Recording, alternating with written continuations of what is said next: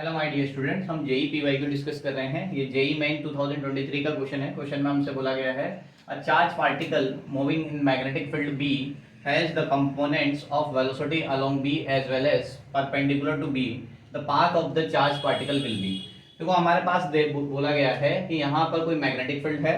इस magnetic field में कोई चार्ज पार्टिकल मूव कर रहा है और इस चार्ज पार्टिकल के जो है वो ये मैग्नेटिक फील्ड हो गया। इसके वेलोसिटी के टू कंपोनेंट्स है। एक जो कंपोनेंट है वो वेलोसिटी के यहाँ पर चार्ज पार्टिकल इस तरीके से मूव कर रहा होगा, तो इसके दो कंपोनेंट है। एक कंपोनेंट जो है ये मैग्नेटिक फील्ड की डायरेक्शन में और एक कंपोनेंट जो है ये मैग्नेटिक फील्ड से परपेंडिकुलर डायरेक्शन में। इस तरीके से ये चार्ज पार्टिकल इसके अंदर मूव कर रहा है। मतलब हमारे पास वेलोसिटी के दो कंपोनेंट बन गए, एक v1 और एक v2। v2 परपेंडिकुलर है v1 मैग्नेटिक फील्ड की डायरेक्शन में।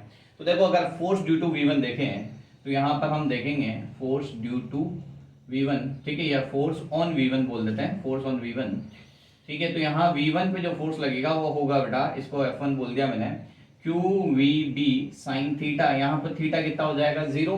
क्यों? क्योंकि v और b दोनों क्या सेम डायरेक्शन में है, तो थीटा अगर यहाँ पर 0 होगा तो थीटा 0 होने की वजह से इस पर लगने वाला फोर्स भी क्या हो जाएगा, 0। मतलब इस वाले कंपोनेंट पे तो कोई फोर्स नहीं लगेगा।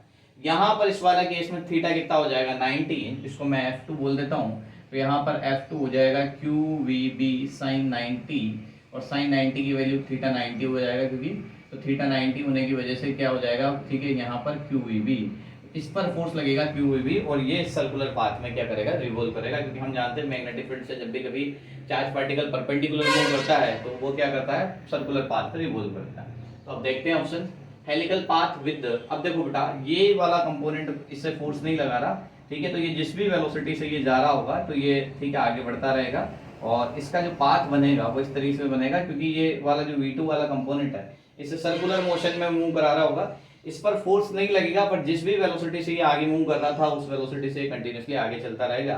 तो यहाँ पर इसका पाथ जो बनेगा वो कैसा बन जाएगा, हेलिकल पाथ। तो helical path with the axis perpendicular to the direction of the magnetic field B straight along the direction of magnetic field B, straight along the, ये तो नहीं होगा, ठीक है। Helical path with the axis along the magnetic field, देखो इधर यहाँ पर इसमें दोनों में ए और सी में helical path with the axis perpendicular to the direction of magnetic field. Magnetic field के डायरेक्शन के परपेंडिकुलर नहीं रहेगा, ये इसी डायरेक्शन में आगे बढ़ेगा, क्योंकि इस पर फोर्स इस डायरेक्शन में 0 है, तो कांस्टेंट वेलोसिटी से ये इस डायरेक्शन में आगे जा रहा होगा, मतलब एक्स एक्सिस में।